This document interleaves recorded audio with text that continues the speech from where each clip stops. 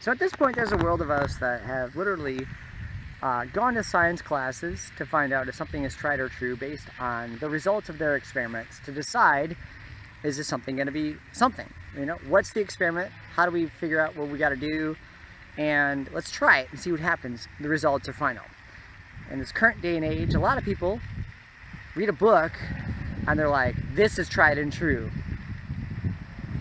Yet they've never done any sort of experiment. They've never seen the results of what's in the book. They've never seen that. And if I read a book, I could say, those characters were awesome. It didn't even exist because some man or woman wrote the book, as opposed to someone that actually made experiments, tried them and did them. And even someone that read the book, tried and tested them again and was like, that shit's real. I could show you right now, and they do that, you know? I could watch a video in most cases online about a lot of stuff that's real, right? Real. So in the case of children, comes to mind for me. So I look at this concept of man and woman, right? I'm not a sexual active person because I don't care to be someone like that. It's just not for me. It's fine. I don't care. I'm not looking for it. Man and woman have a sex. Man plants a seed. Woman has a baby, and the baby comes out. Done, right? Easy. 9 months later. It's supposed to be easy. It's fucking not. And we already know that's not the case. The concept of like things like autism come into play. I have a child that now is autistic.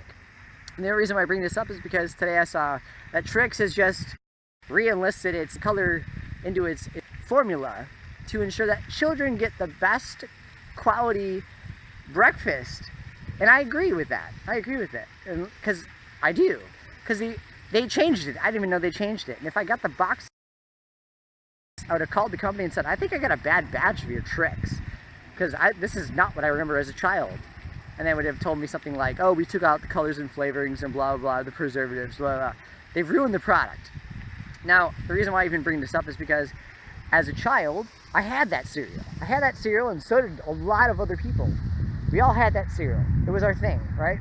At some point or another, my mom always bought Cheerios, and if I got Trix for cereal, yes, that was a major fucking treat in my book. It was like going out for ice cream socials and stuff. Like, you don't always get this. This is not for every meal. This is like a luxury item. You're lucky if you get it. So enjoy it while you get a chance to have it. We did. We loved it. That's what it was. But none of us have cancer.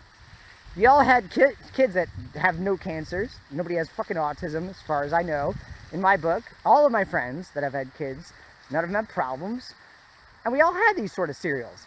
But there is still that backlash, like, this is the problem. This is the reason why autism, why genetic deformities happen, blah, blah, blah.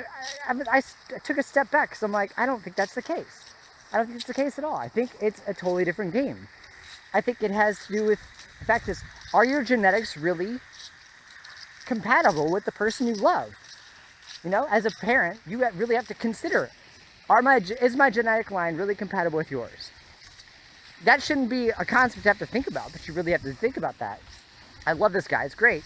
And we're going to have kids together. We're going to have 3 or 4. You know, that's the plan. But when you have one kid, that's like fine. Next kid's got autism and third kid's got cancer. Is your genetic line really compatible at all? Is it really a thing you should be like considering as being a non-option? Because if you pump out a 4th one, what the hell is going to happen to that one? Is he going to be okay? Is he going to have another genetic deformity? Is he going to have autism? That's really what you need to consider. You're like, oh, that's rude. How dare you? It's got to be something in the mother, because the mother's the easiest option to choose for being the cause of problems. Right? You know, when she's bearing the child, it's growing inside of her. She should be the one at fault because she didn't do something. She didn't take her vitamins right. She didn't do something about that. I think that's bullshit.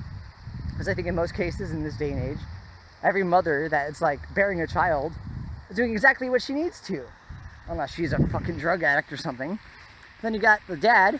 Have we ever genetically checked his sperm to see if all of his sperm are perfect? What did he do before that? Drink for days, and how many drugs did he take? You know, what did he put into his body before he injected his sperm into this woman? We don't decide that. The genetic value of each person in the relationship really compatible. And that's what it's all down to. So I look at this whole scenario and I'm like, you parents who want to judge what your child's putting in their bodies, you know, stop feeding them any sort of anything other than water, grains, and some veggies. feed them fucking meat once in a while. Ugh. God forbid if you feed them gluten, Jesus Christ. They're gonna die, those kids, I don't even know.